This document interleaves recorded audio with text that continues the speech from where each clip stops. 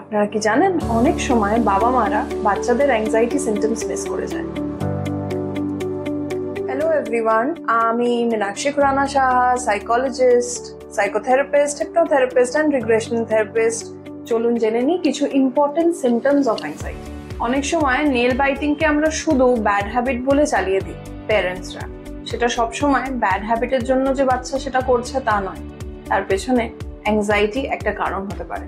এছাড়া multiple অর্গানসে pains and একস, মানে ব্যথা করছে, মাথা ব্যথা করছে, পেটে ব্যথা করছে, বা হাতে ব্যথা করছে, পায়ে ব্যথা করছে, এরকম ধরনের মাল্টিপল পেইন নিয়ে কমপ্লেইনস অনেক সময় বাচ্চারা করে।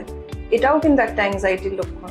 আর একটা খুব ইম্পর্টেন্ট লক্ষণ হচ্ছে যে বাচ্চা নিজের বাথরুম বা ইউরিনেশন কন্ট্রোল করতে পারছে না, আইদার জামা কাপড়ে করে ফেলছে বা বাথরুম বিছানায় করে ফেলছে ঘুমিয়ে ঘুমিয়ে। এটাও কিন্তু একটা কারণ হতে পারে অ্যাংজাইটির।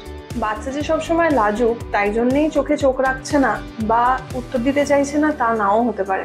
হয়তো তার মনে মনে কিছু ভয় আছে, অ্যাংজাইটি কাজ করছে, জাজ হওয়ার একটা প্রবণতা আছে বা টেন্ডেন্সি আছে যে সে ভাবছে লোকে হয়তো তাকে জাজ করবে, ক্রিটিসাইজ করবে, তার জন্যও কিন্তু হতে পারে। এই ধরনের সমস্যা যদি দেখে থাকেন তাহলে আর ফেলে রাখবেন না, হিলিং মাইন্ডসে এসে যোগাযোগ করুন। আমাদের কলকাতার সবচেয়ে বড় চাইল্ড ডেভেলপমেন্ট সেন্টার। এখানে যারা স্পেশালিস্ট আছে তারা ধরে ধরে আপনার বাচ্চাদের সঙ্গে কাজ করবে এবং আপনারা খুব তাড়াতাড়ি ফল পাবেন। নেক্সট এপিসোডে আমরা আরও কিছু সিমটমসের ব্যাপারে জানবো।